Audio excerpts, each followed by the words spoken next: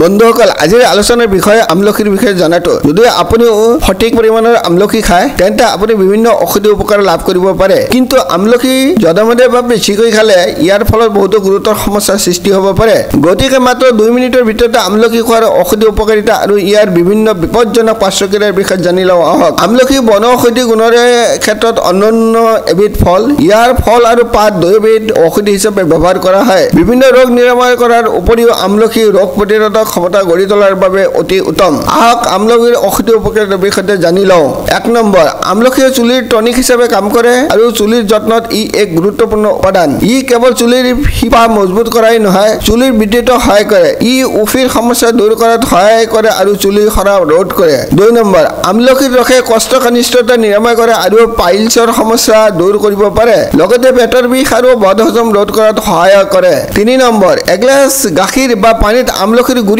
আৰু অলপ চেনি মিহলাই দিনটোত দুবাৰকৈ খাব লাগে ই এচিডিটিৰ সমস্যা হ্ৰাস কৰাত সহায় কৰিব 4 নম্বৰ আধা তেতেলিয়া লোৱা শুকান ফল এগিলাছ পানী তিয়াই খালে পাচনতন্ত্ৰৰ সমস্যা দূৰ হয় খাদ্যৰ সৈতে আমলখি আচাৰে হজম শক্তিত সহায় কৰে 5 নম্বৰ আমলখিৰ ৰস মিহলি কৰা মৌ প্ৰতিদিনে পুৱা খালে ই ছালৰ কলা দাগবোৰ আঁতৰাই ছালৰ উজ্জ্বলতা বৃদ্ধি কৰিব পাৰে 6 নম্বৰ আমলখিৰ ৰসে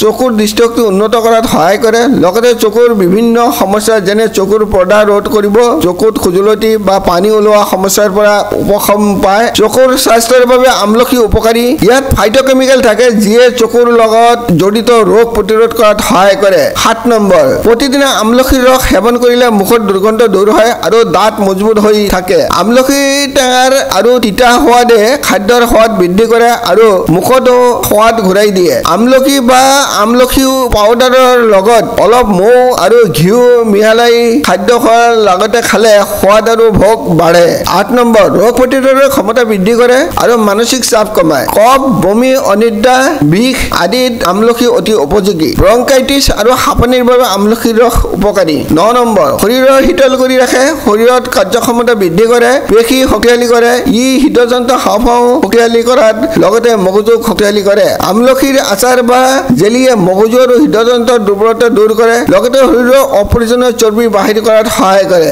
10 নম্বৰ তেজত শৰ্কৰাৰ মাত্ৰা নিয়ন্ত্ৰণ ৰাখি ডায়েবেটিছ প্ৰতিৰোধত সহায় কৰে কলেষ্ট্ৰলৰ মাত্ৰা কম ৰাখাতে ই যথেষ্ট সহায় কৰে আমলখিৰ খোৱাৰ অসুবিধা বা তাৰ সাইড ইফেক্ট আমলখি মধ্যমীয়া খোৱাটো নিৰাপদ আৰু ই বহুতো স্বাস্থ্য উপকাৰিতা প্ৰদান কৰে কিন্তু আমলখি অতিমাত্ৰা খালে ৰক্তক্ষৰণৰ বিকাৰ হ'ব পাৰে আমলখিয়ে কিছুমান মানুহৰ ৰক্তক্ষৰণৰ বা ঘাঁ হোৱাৰ সম্ভাৱনা বৃদ্ধি কৰিব পাৰে যদি আপোনাৰ ৰক্তক্ষৰণৰ বিকাৰ আছে তেন্তে সাৱধানে আমলখি ব্যৱহাৰ কৰক আমলখিয়ে অস্ত্ৰোপচাৰৰ সময়ত আৰু অস্ত্ৰোপচাৰৰ পাছত ৰক্তক্ষৰণৰ সম্ভাৱনা বৃদ্ধি কৰিব পাৰে গতিকে সঠিক পৰিমাণে ফল খাওক আৰু সুস্থ থাকক আজিলৈ ইমানেই ভিডিঅ'টো লাইক আৰু শ্বেয়াৰ কৰিবলৈ নাপাহৰিব ভিডিঅ'টো চোৱাৰ বাবে অশেষ ধন্যবাদ